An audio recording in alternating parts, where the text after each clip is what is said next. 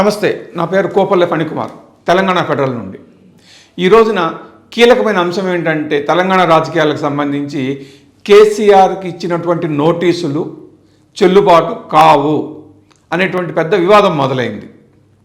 నిన్న special investigation team అధికారులు telephone ట్యాపింగ్కు సంబంధించి కేసీఆర్ ఇంటికి వెళ్ళి నోటీసులు జారీ చేశారు. ఏమని? ఈరోజు అంటే శుక్రవారం మధ్యాహ్నం 3 గంటలకి విచారణకు హాజరవ్వాలి అని. వయసు రీత్యా కేసీఆర్కు 65 ఏళ్ళు దాటింది కాబట్టి అనారోగ్యాలతో ఉన్నారు. పైగా మాజీ ముఖ్యమంత్రి ఒక ప్రోటోకాల్ అనేది ఒకటి ఉంటుంది కాబట్టి మీరు ఎక్కడ విచారణకు అనువుగా ఉంటుందని చెబితే తాము అక్కడికి వస్తాము అని సిట్ అధికారులు చెప్పారు ఆయనకి. లేదంటే తనంతట తానుగానే జూబ్లీ హిల్స్ పోలీస్ స్టేషన్కి వచ్చి సిట్ కార్యాలయంలో విచారణకు హాజరవుతామన్నా కూడా అభ్యంతరం లేదు, మేము దాని దగ్గర ఏర్పాట్లు చేస్తాము అని చెప్పారు. అయితే అందరూ ఊహించినట్లుగానే కేసీఆర్ విచారణకు హాజరవ్వడం సాధ్యం కాదు, మున్సిపల్ ఎలక్షన్స్ ఉన్నాయి కాబట్టి ఎలక్షన్స్ తర్వాత చూసుకుందాము అని ఒక రిప్లై ఇచ్చారు. ఈ విషయాన్ని అందరూ మొదటి నుంచి ఊహిస్తున్నదే. పీసీ ఘోష్ కమిషన్ సమయంలో కూడా ఇలానే చేశారు ఆయన. కాళేశ్వరం అవినీతి అవకతవకలు అక్రమాలపైన జస్టిస్ పీసీ ఘోష్ విచారణ జరిపారు. అప్పుడు కూడా ఆయన కమిషను కేసీఆర్కు నోటీసులు ఇచ్చింది విచారణకు హాజరు కావాలని. అప్పుడు కూడా కేసీఆర్ విచారణకు హాజరు కావాల్సిన తేదీ కాకుండా మరో తేదీ కోరుకుని అప్పుడు హాజరయ్యారు. సో ఇప్పుడు కూడా అలానే జరుగుతుందేమో అని అందరూ అనుమానించారు. అనుమానించినట్లుగానే అలానే జరిగింది కూడా. అయితే ఇప్పుడు వివాదం ఏమిటంటే వీళ్ళు నోటీస్ ఇవ్వడం కేసీఆర్ హాజరు కాకపోవటం కాదు, అసలు ఆ నోటీసులో సిఆర్పిసి 160 సెక్షనే తప్పు అని లాయర్లందరూ అభిప్రాయపడుతున్నారు. సిఆర్పిసి 160 ప్రకారం నోటీసులు జారీ చేయడము ఎట్టి పరిస్థితుల్లోనూ చెల్లుబాటు కాదు, ఇది న్యాయసమ్మతం కాదు అని చెప్తున్నారు. బీఆర్ఎస్ తరఫున లాయర్ మోహిత్ రావు ఏమంటారంటే 65 ఏళ్ళు దాటిన వాళ్ళకి వీళ్ళు విచారణకు పిలిచేందుకు లేదట. వాళ్ళు ఎక్కడుంటే అక్కడికి విచారణ అధికారులు వెళ్ళి విచారణ చెయ్యాలట. అయితే హైదరాబాదు పరిధిలో మీరు ఎక్కడ అనువుగా ఉంటే అక్కడికి మేము వస్తాము అని సిట్ అధికారులు నోటీసులో చెప్పున్నారు. ఆ చెప్పడమే చెల్లుబాటు కాదని మోహిత్ రావు చెప్తున్నారు. ఎందుకు? పరిధి అనేది అసలు ఉంచనే కూడదట.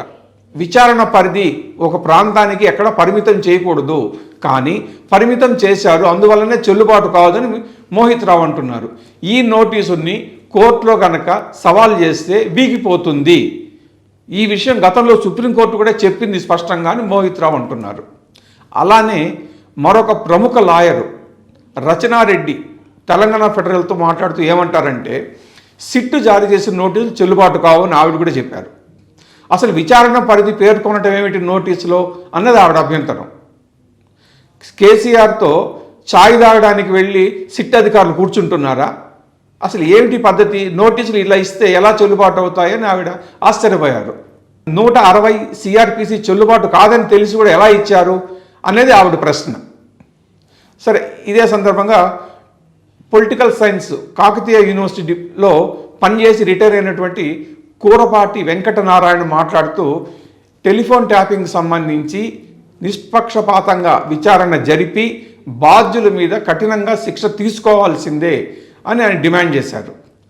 టెలిఫోన్ ట్యాపింగ్ పేరుతో తెలంగాణ రాజకీయాల్లో కేసీఆర్ ఫ్యామిలీ అరాచకానికి తెరలేపింది అని ఆయన మండిపడుతున్నారు. వాళ్ళు ఎందుకు? వ్యక్తుల జోక్యం చేసుకోవడం, అంటే వ్యక్తుల వ్యక్తిగత విషయాల్లో జోక్యం చేసుకోవడం, అనుమతి లేకుండా టెలిఫోన్ ట్యాపింగ్ చేసి వాళ్ళ జీవితాలను ఛిద్రం చేయడము, చొరబడటము చాలా అన్యాయం అనేది ఆయన అభిప్రాయం. సో ఈ విషయాలు ఇలా ఉంటే ఇక కేసీఆర్ ఇచ్చినటువంటి రిప్లై ఏమిటో చూద్దాం. ఈ రోజున నామినేషన్లు ఆఖరి రోజు. మున్సిపల్ ఎన్నికలకు సంబంధించి నామినేషన్ ప్రక్రియ జరుగుతోంది. ఈరోజు నామినేషన్ వేయడానికి ఆఖరి రోజు. కేసీఆర్ ఏమన్నారంటే నామినేషన్లు వేయడానికి ఈరోజు ఆఖరి రోజు కాబట్టి తాను బిజీగా ఉంటాను, రాలేను అని రిప్లై ఇచ్చారు. నామినేషన్ల ఆఖరి రోజు అన్నది వాస్తవమే, కానీ కేసీఆర్ ఏం చేస్తారు అనేది పెద్ద ప్రశ్న.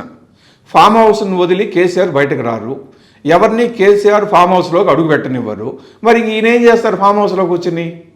విచారణ అనేది ఒక 4 గంటలు 5 గంటలు లేదా 7 గంటలు కూడా జరగవచ్చు కాక, అదేదో విచారణకు హాజరైతే సరిపోతుంది కదా అన్నది కాంగ్రెస్ ప్రజాప్రతినిధులు మంత్రులు సంధిస్తున్న ప్రశ్న. ఈరోజు ఏమన్నా ప్రచారంకి వెళ్తున్నారా, లేదంటే ఈరోజు ఏమన్నా పోలింగ్ జరుగుతోందా? ఏమీ కాదు కదా. మరి ఏమీ కానప్పుడు మున్సిపల్ ఎన్నికలను సాకుగా చూపించి విచారణకు గైర్హాజరు అవ్వడమే కేసీఆర్ ముఖ్య ఉద్దేశము. కాబట్టే తాను విచారణకు హాజరు కాలేనని, మున్సిపల్ ఎన్నికలకు నామినేషన్ ఆఖరి రోజని సాకులు చెప్పారనేది మండిపోతున్నారు. అయితే మనకు బీఆర్ఎస్ వర్గాల ద్వారా తెలిసినటువంటి సమాచారం ఏమిటంటే, తనను కూడా సిట్టు విచారిస్తుంది అనేటువంటి అనుమానం కేసీఆర్కు బాగానే ఉంది. అయితే ఇంత సడన్గా నోటీస్ ఇచ్చి విచారణకు హాజరు కమ్మని అడుగుతుందని ఊహించినట్లు లేరు. కాబట్టి విచారణలో కూర్చున్నప్పుడు వాళ్ళు ఎలాంటి ప్రశ్నలు అడుగుతారు, తాను ఏమి సమాధానం చెప్పాలనేటువంటి ప్రిపరేషన్కు సమయం కావాలని కేసీఆర్ అనుకున్నారు. ఎలాగూ ముందు తన్నీర్ హరీష్ రావు, తర్వాత కేటీఆర్, తర్వాత సంతోష్ రావు, ముగ్గురిని సిట్ అధికారులు టెలిఫోన్ ట్యాపింగ్ పైనే విచారించారు. తలా 7 గంటల సేపు విచారణ జరిగింది. సో టెలిఫోన్ ట్యాపింగ్ సంబంధించి తనను కూడా సిట్ అధికారులు అడగబోయే ప్రశ్నలు ఏమిటి అన్నది కేసీఆర్ ఊహించగలరు. వాళ్ళు ఆ ప్రశ్నలు తనకు సంధిస్తే తాను ఏమని సమాధానం చెప్పాలి అనే విషయంలో కొంత ప్రిపరేషన్ అనేది అవసరమని అనుకున్నట్లు ఉన్నారు. అందుకనే సమయం కావాలి అన్నారు. మీరు అడగబోయే ప్రశ్నలకు తాను సమాధానం చెప్పడానికి ప్రిపరేషన్ కావాలి అంటే ఎవరు ఒప్పుకోరు కదా. అందుకనే మున్సిపల్ ఎన్నికలను సాకుగా చూపించారు అని బీఆర్ఎస్లోనే ప్రచారం జరుగుతోంది. సో ఈ మొత్తం మీద అర్థమవుతున్నది ఏమిటంటే, మున్సిపల్ ఎన్నికల ఘట్టం ముగిసిన తరువాత సిట్ అధికారులు కేసీఆర్కు కొత్తగా ఇవ్వబోయే నోటీసులో ఏ సెక్షన్ల ప్రకారం విచారణకు హాజరు కమ్మని అడుగుతారు, అప్పుడు కేసీఆర్ ఏమి సమాధానం చెబుతారనేది చూడాలి. Thank you.